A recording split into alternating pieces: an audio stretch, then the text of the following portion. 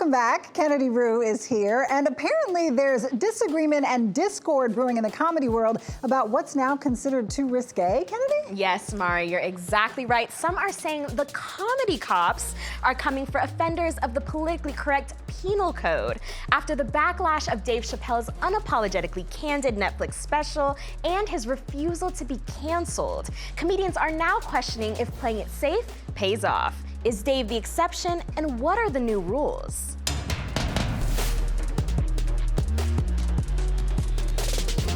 Hey, if you do anything wrong in your life, if I find out you're fucking finished. Who's that? That's you. That's what the audience sounds like to me.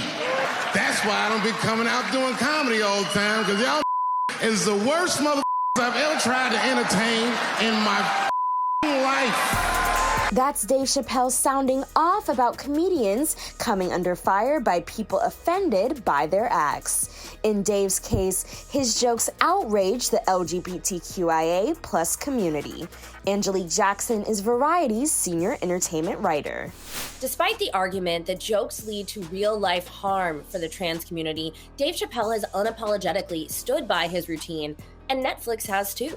But not all comedians come away without the sting of woke comedy.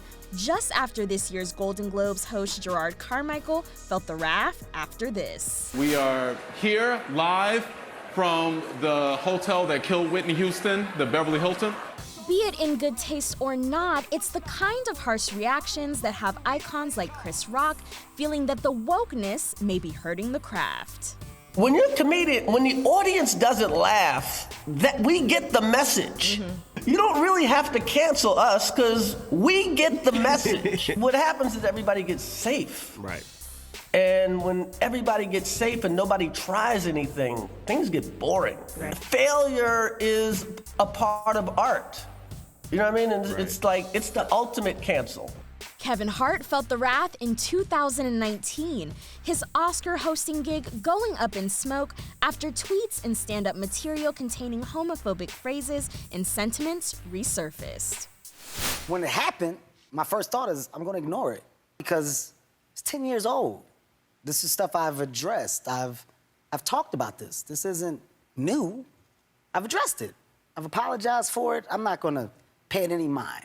Because when you feed into that stuff, you only add more fuel to the fire. Our running joke is what jokes that we say in the show are gonna get us canceled.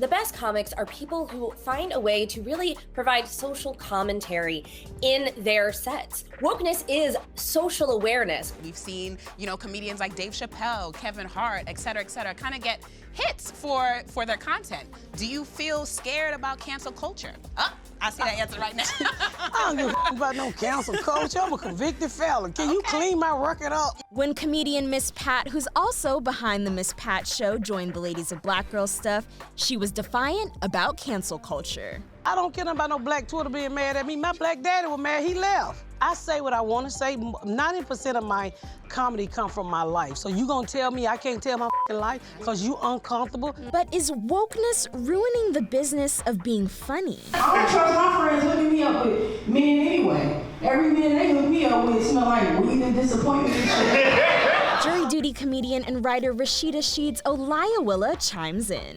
I would say that, people do want to laugh more than be lectured to. What's interesting about this idea of wokeness affecting comedy in particular is that while most people would think, oh, everyone's afraid to be canceled, nobody wants to tell XYZ joke because they're going to be offensive, and what we've seen instead is people pushing the envelope with awareness. I'm an entertainer. I'll give you a show. It's a style of comedy Wanda Sykes embraces in her Netflix stand-up, I Am an Entertainer. America is like living in a horror movie. It's like, I know what you did last summer. But more like, I know what you did the last 400 summers. It's like America is at that campground, walking through, and then reparations just jumps out at you. Ha! Hello, Karen. Wanda Sykes stands on a long legacy of woke comics. She says if you look back, you can see George Carlin was woke, that Richard Pryor was woke, that Bill Hicks was woke. The idea is that comedy, and stand-up comedy in particular, is supposed to be about holding a mirror up to society. And Sykes unapologetically tackles everything from the pandemic to George Floyd and Breonna Taylor's death to the most recent attacks on race and critical race theory. Whenever reparations are brought up, the argument is always, why should I have to pay for something that I had nothing to do with? Some of you have trust funds. You ain't earned that. Think of reparations as part of your inheritance. Wanda is not afraid to be smart. She's not afraid to be in that moment of like, you know, gruff or however, as we've seen characters that she played. And this kind of woke comedy transcends from comedians into the writers' rooms of TV shows and streaming. You think I'm the maid, don't you? Well, what else could you be? I mean to say that. I'm your new neighbor, Polly Lewis. How do you do? At one point in the 70s, shows like The Jeffersons, Good Times, and All in the Family were woke for its time, but could it even get off the ground these days? Rashida says yes, but it would have come with a warning label. I think they could, because at the top of those shows, and I say this as because I'm also a television writer, if you state that at the top of what the show is about, we knew what those shows were about. We knew Archie Bunker was this character of like, he's flawed. He has bigoted ways, but then they would have George Jefferson, who was like, he's a black man who's proud, and he's flawed too.